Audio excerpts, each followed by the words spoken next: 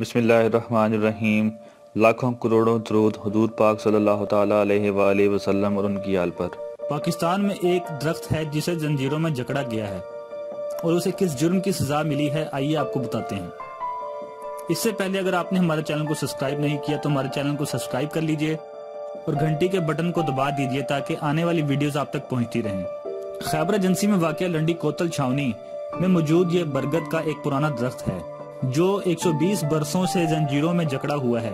اس درخت کا قصہ کچھ یوں ہے کہ 1898 میں کہ چھاونی کا دورے پر آنے والا ایک برطانوی فوجی افسر جیمز اسکارڈ نے فوجی میس سے شراب پینے کے بعد نشے میں دھت چہل قدمی شروع کر دی۔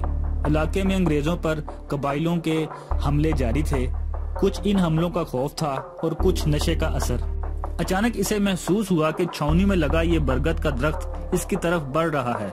انگریز افسر نے چیخنا شروع کر دیا اور سپاہیوں کو حکم دیا کہ وہ درخت کو فوری طور پر گرفتار کر لیں۔ افسر کے حکم کی تعمیل ہوئی اور ان دیسی سپاہیوں نے درخت کو زنجیروں میں جکڑ دیا۔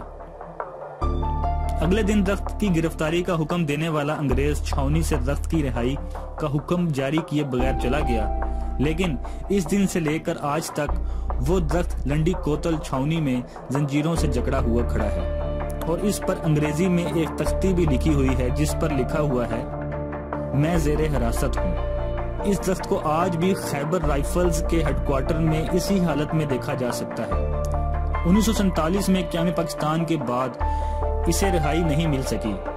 آج بھی لنڈی کوتل کی چھاونی میں پابند سلاسل درخت غلامی کی یاد دلاتا ہے اور یہ باور کرا رہا ہے کہ ابھی آزادی کی بہت سی منزلوں کا حصول باقی ہے، اور اس قوم کی بہادری اور شجاعت اور ہیبت و ستوت کو بھی سلام کہ جس کے درختوں سے بھی انگریز ڈرتا ہے، انگریز ڈرتا ہے، انگریز ڈرتا ہے، انگریز ڈرتا ہے۔ جزاک اللہ۔